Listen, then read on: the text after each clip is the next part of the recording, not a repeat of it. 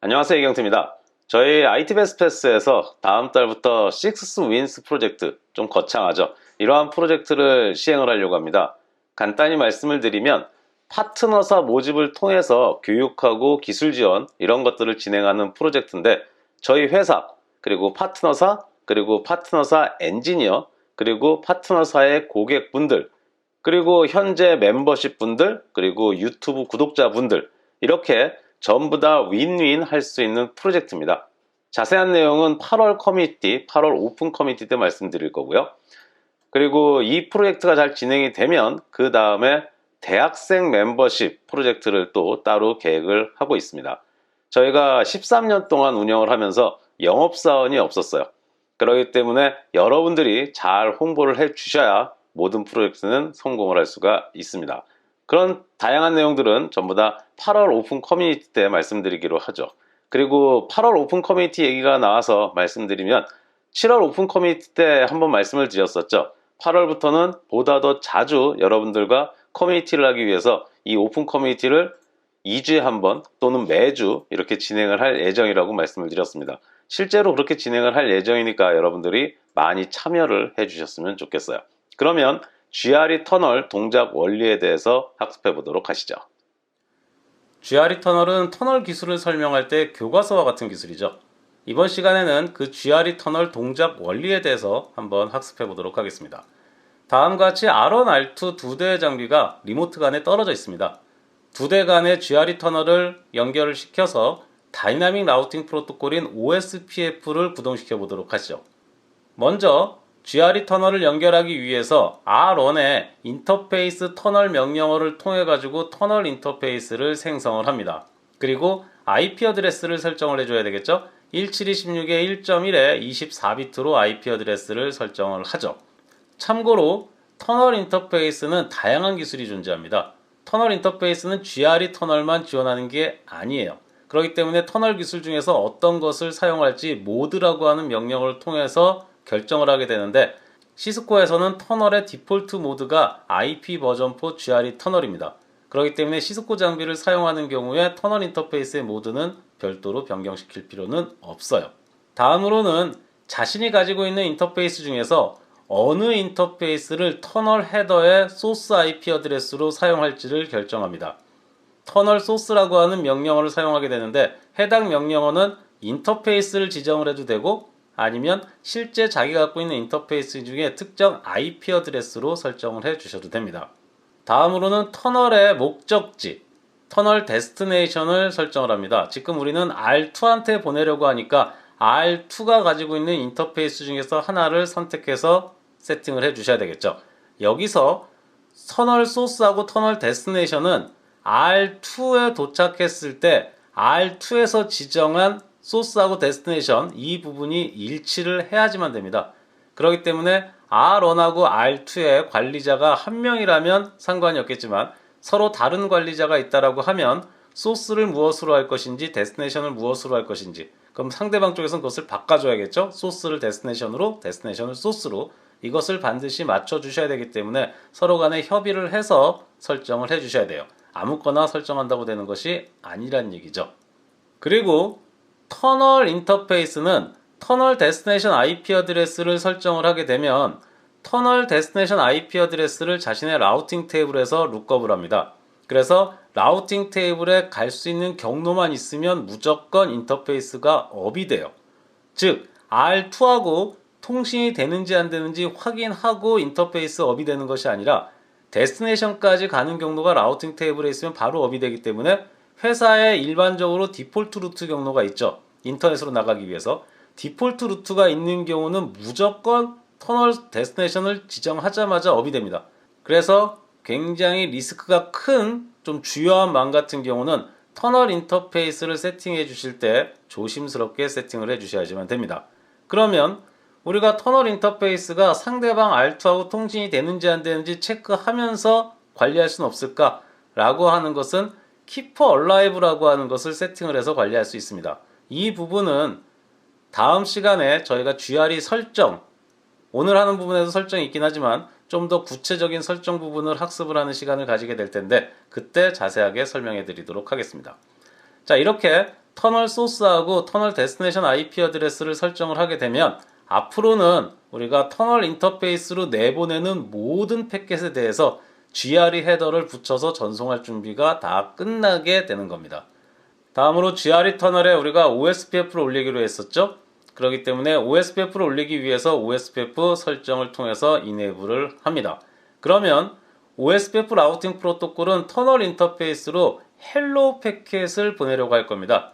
헬로 패킷은 소스 IP 어드레스는 터널 인터페이스로 내보내는 거니까 당연히 터널 IP 어드레스가 소스 IP 어드레스고 될 것이고, 그 다음에 데스티네이션 IP 어드레스는 224.0.0.5번 OSPF 헬로 패킷이 사용하는 멀티캐스트 어드레스죠. 그 주소로 세팅이 될 겁니다.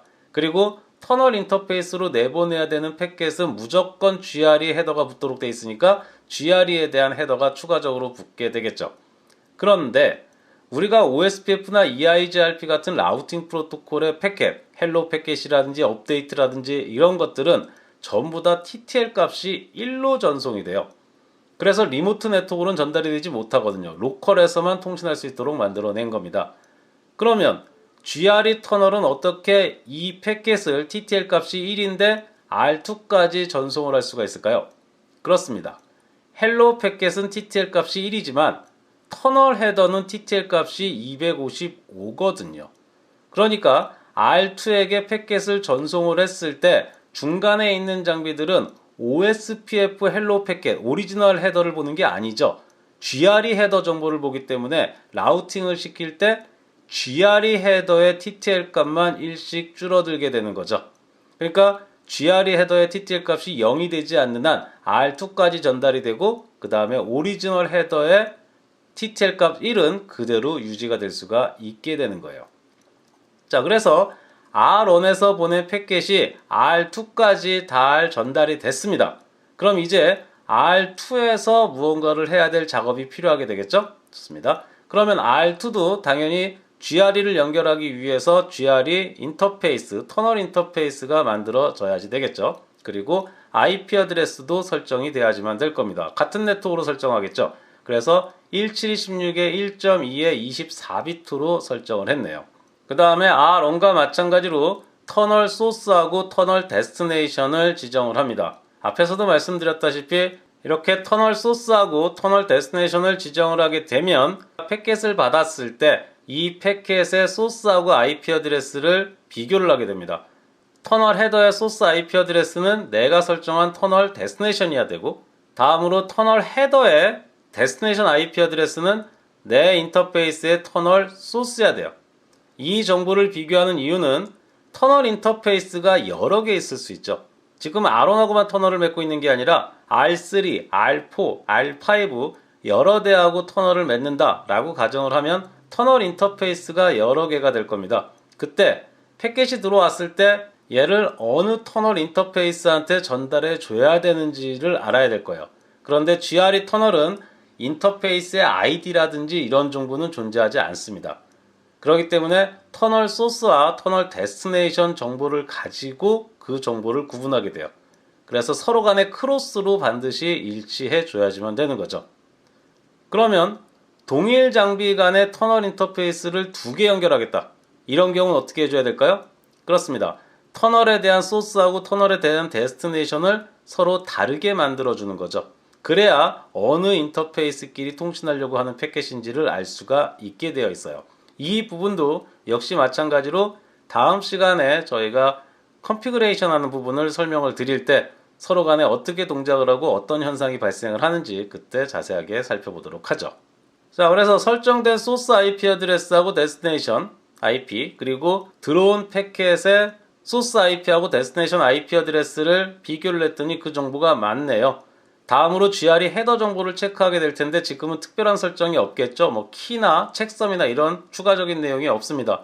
그러면 특별한 설정이 없다 라고 하는 게 맞는지 확인을 하겠죠. 그래서 그 정보가 다 맞으면 디인캡슐레이션을 하고 그 다음에 터널 인터페이스한테 헬로 패킷을 던져주게 될 겁니다. 그러면 터널 인터페이스 입장에서는 상대방 터널 인터페이스가 보내준 OSPF 헬로 패킷을 직접 받았는지 착각을 하겠죠. 그러면 OSPF 패킷을 처리할 수 있도록 R2의 터널 인터페이스에도 OSPF를 설정을 해줘야 되겠죠. 이렇게 설정을 해주게 되면 서로 간에 헬로 패켓을 주고받고 업데이트도 주고받고 이렇게 해서 네이버가 되고 업데이트도 아무런 문제 없이 주고받게 될 거예요. 그럼 이제 패켓이 어떻게 포워딩 되는지 한번 확인해 보도록 하죠. R2 쪽에 10.10.20.0의 24비트 네트워크 있고 OSPF로 그 정보를 업데이트 받았다. 그리고 R1의 목적지가 10.10.20.2로 가는 패켓이 들어왔다 라고 가정을 해보도록 하겠습니다. 그러면 패켓의 목적지 IP 어드레스인 10.10.20.1을 라우팅 테이블에서 룩업을 하겠죠. 그래서 룩업을 했더니 OSPF로 학습된 정보를 확인할 수가 있어요. 그리고 어드민 디스턴스 값 OSPF니까 110이라고 되어 있을 거고 코스트가 1001 굉장히 높죠.